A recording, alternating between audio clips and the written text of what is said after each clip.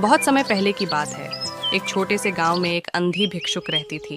उसका नाम था राधा। वह पूरे गांव में घूम घूम कर भीख मांगती थी और अपना गुजारा करती थी। राधा बहुत ही विनम्र और दयालु थी और गांव के लोग भी उसे बहुत मानते थे। राधा की सबसे बड़ी खासियत यह थी कि वह किसी भी चीज़ को केवल छूकर ही उसकी पहचान कर लेती थी। यह विशेषता उसे भगवान का वरदान थी और इसने उसे गांव में प्रसिद्ध बना दिया था। एक दिन गांव के सुनार ने सोचा कि वह राधा की इस विशेषता की परीक्षा लेगा। उसने राधा को बुलाया और कहा, राधा बहन, मुझे तुमसे एक बात पूछनी है। क्या तुम मेरी बनाई हुई वस्तुओं को छूकर पहचान सकती हो? हाँ भाई, मैं कोशिश कर सकती हूँ। सुनार ने राधा को एक सोने की अंगूठी दी और कहा, लो, इसे पहचानो। राधा ने अंगूठी को हाथ में लिया, उसे ध्यान से छुआ और तुरंत ही कहा, ये तो सोने की अंगूठी है। सुनार बहुत प्रभावित हुआ, लेकिन उसने सोचा कि यह तो आसान था। उसने फिर से राधा को एक नकली सोने की अंगूठी दी और कहा, अब इसे पहचानो। राधा ने इस बार भी अंगूठी को छूकर पहचान लिया और कहा, यह नकली सोने की अंगूठी है। सुनार को यह देखकर बहुत हैरानी हुई कि राधा की दृष्टिहीनता के बावजूद उसकी पहचानने की शक्ति कितनी प्रबल थी। उसने राधा को बहुत सारा सोना देने का वादा किया और कहा, राधा, तुम बहुत अद्भुत हो। तुम्हारी इस प्रतिभा की प्रशंसा करनी चाहिए। राधा ने सुनार को धन्यवाद दिया और सोना लेकर चली गई। गांव में यह बात फैल गई कि राधा की पहचानने की शक्ति कितनी अद्भुत है। एक दिन गांव में एक धनी व्यापारी आया। उसने राधा के बारे में सुना और सोचा कि वह उसकी परीक्षा लेगा।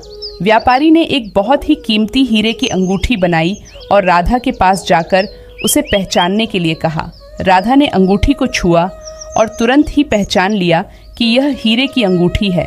व्यापारी बहुत प्रभावित हुआ और उसने राधा को बहुत सारा धन और उपहार दिए।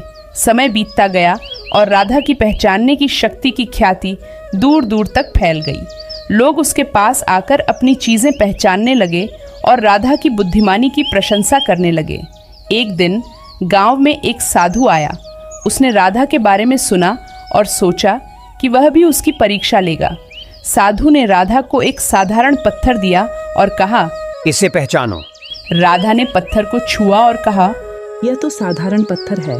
राधा, तुम्हारी पहचानने की शक्ति अद्भुत है, लेकिन याद रखना, सबसे महत्वपूर्ण है हमारी आंतरिक दृष्टि। बाहरी चीजों को पहचानना एक वरदान है, लेकिन असली पहचान हमारी आंतरिक दुनिया की होती है। राधा ने साधु की बातों को ध्यान से सुना और कहा, आप सही कह रहे हैं। मुझे अपनी आंतरिक दृष्टि को भी जागृत करना होगा। साधु ने राधा को ध्यान और आत्म साक्षात्कार का मार्ग दिखाया। राधा ने साधु की शिक्षाओं को अपनाया और धीरे धीरे उसकी आंतरिक दृष्टि भी जागृत हो गई। अब राधा केवल बाहरी चीजों को ही नहीं, बल्कि लोगों के दिलों को भी पहचानने लगी। उसकी यह नई शक्ति उसे और भी अद्भुत बना दी। समय के साथ राधा गांव की सबसे महत्वपूर्ण और पूजनीय व्यक्ति बन गई। लोग उसकी सलाह लेने के लिए आते और वह उन्हें सही मार्ग दिखाती। इस प्रकार राधा की कहानी हमें सिखाती है कि हमारी बाहरी इंद्रियों के साथ साथ आंतरिक दृष्टि का महत्व भी बहुत बड़ा है।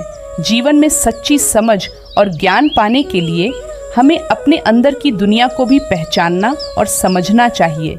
और इस प्रकार राधा ने अपने जीवन में न केवल बाहरी चीज़ों की पहचान की, बल्कि अपनी आंतरिक दृष्टि को भी जागृत किया और एक सच्चे ज्ञान की प्राप्ति की।